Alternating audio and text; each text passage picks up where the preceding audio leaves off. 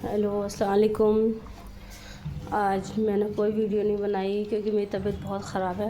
गले में बहुत ज़्यादा दर्द हो रहा है, वायरल हो गया है। रात से बहुत ज़्यादा फीवर भी हो रहा है।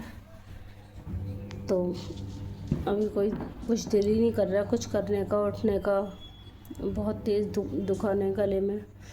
मिट्ठू, तो मैंने सोचा आज मिट्ठू से थोड़ी बात करा लूँ, अगर ये कर पाएँ तो। क्योंकि ये दिन भर चीखते हैं, लेकिन जब मैं फ़ोन इनके पास लाती हूँ तो इनका चीखना बंद हो जाता है। फिर ये बस मुझे घूरने लगते हैं, बस सुनते हैं। मिट्ठू बोलो कुछ, मिट्ठू मिट्ठू बोल दो। चलो, मैंने इतना सिखाने की कोशिश कर रही हूँ, जबकि ये पहाड़ी तोते लिए थे मैंने इसलिए कि खुद ब खुद बोलने लगते हैं। और मैंने इन्हें दिल्ली से मंगाया था, दोनों को। ये जोड़ा है, एक तोती है इसमें, एक तोता है। लेकिन भाई इतनी कोशिश करती हूँ मैंने बुलवाने की, अपनी मर्ज़ी से ये खूब बड़बड़ाते हैं, मिट्ठू बोलते हैं, सीटियाँ बजाते हैं अपनी मर्ज़ी से। लेकिन अगर मैं इनको गलती से बोल दूँ कि भाई आप कुछ बोल लो, तो ये फिर बोलने को राज़ी नहीं होते मिट्ठू। और काटने के लिए बिल्कुल तैयार बैठे रहते हैं कि बस कोई उंगली दे, कुछ भी दे तो हम उसे काट पीट के खा जाएं। हाँ भाई मिट्ठू। तो आज मेरी तबीयत ठीक नहीं है। मैंने अपने बच्चे भी उनके दादा दादी के घर भेज दिए हैं। ये मैंने जो प्लांट लगाए थे माशाल्लाह से इन पे धूप आ रही है, अच्छे हो रहे हैं, खिल रहे हैं। देखिए फ्लावर इसमें। तो अभी बस क्या बताऊँ कैसी हालत हो रही है। कुछ भी काम भी नहीं हुआ है आज मेरा, यहाँ तक कि मेरा किचन भी साफ़ नहीं हुआ है। मेरा किचन सारा ऐसे ही बिखरा पड़ा है। ये देखिए, नाश्ता मैंने किया था सुबह। मैंने नहीं, मेरे हस्बैंड ने आज नाश्ता बनाया था, क्योंकि मेरी इतनी भी तबीयत नहीं हो रही थी कि मैं उठ के नाश्ता बना पाऊँ। तो ये मैं भतुआ लेकर आई थी कल, ताकि भतुए के पराठे बनाऊंगी और आपको दिखाऊंगी। क्योंकि मैंने बहुत काफ़ी लोगों को खिलाए थे जिस फ्लैट में मैं पहले रहती थी। तो सबको इतने ज़्यादा पसंद थे, सबने मुझसे पूछा भी था कि इसकी रेसिपी बताएं आप मुझे। तो आप कैसे बनाती हैं, इतने टेस्टी कैसे बनते हैं, इतने क्रंची कैसे बनते हैं पराठे। तो अभी मैं सोच रही थी कि आपको बताऊंगी, लेकिन अभी तबीयत ठीक ही नहीं है मेरी। ये देखिए मेरे सारे बर्तन सब ऐसे ही पड़े हैं।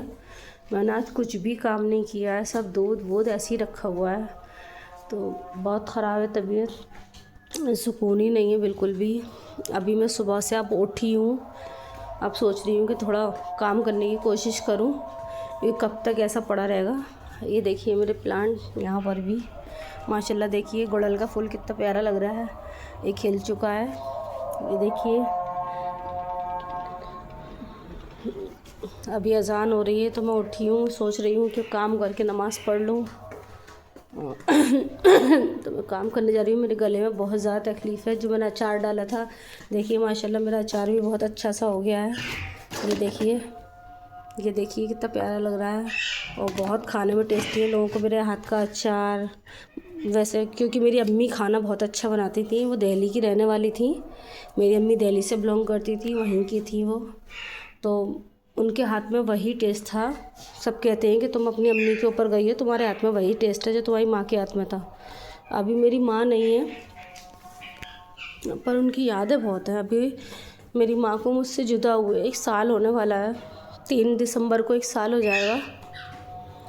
तो सच बताऊँ तो उन्हें याद कर कर के जो तकलीफ़ मुझे हो रही है ना इस वक्त, वो मैं बता नहीं सकती आप लोगों को कि जब माँ नहीं होती है तो इंसान को कैसा लगता है।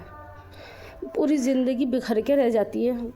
ऐसा लगता है कि कहाँ चली गई, अभी तो हमारे साथ ही थी, हमसे बातें करती थी, हमसे बोलती थी, हंसती थी, अभी कहाँ चली गई। इन दोनों मेरी माँ मेरे पास ही थी। लास्ट 11 महीने उन्होंने मेरे घर पर ही गुजारे थे, क्योंकि वो बहुत ज़्यादा बीमार थी, इसलिए वो यहीं आ गई थी मेरे पास। 11 महीने से मेरे साथ ही थी, और मेरे घर पर ही जब उनकी तबीयत ख़राब हुई थी तो मेरे घर से ही उन्हें लेकर अस्पताल गए थे, हॉस्पिटल गए थे, और वहीं उनका इंतकाल हुआ था। तो अभी 3 दिसंबर आ रहा है, तो और ज़्यादा उनकी तकलीफ़, उनकी यादें। अभी आप दुआ करिएगा कि मेरी माँ को अल्लाह जन्नत में आला मकाम अता करे, और मुझे भी सब्र दे, क्योंकि मुझे 1 साल से कोई सब्र नहीं आ रहा अपनी माँ का। मैं बहुत अकेली सी हो गई हूँ, बहुत ज़्यादा। और मेरी आप सबसे गुजारिश है कि जिसकी भी माँ है ना, आप लोगों के पास जिसकी माँ हयात है, तो प्लीज़ उनसे बहुत मोहब्बत करिए, बहुत प्यार करिए, क्योंकि नहीं पता कि माँ बाप कब तक साथ में और कब चले जाएंगे, कुछ नहीं पता, कुछ भी नहीं पता, वक्त का कुछ नहीं भरोसा। और कहीं मैंने अपनी माँ का बहुत प्यार करती थी, बहुत साथ दिया, मैं अपनी माँ के साथ ही रहती थी।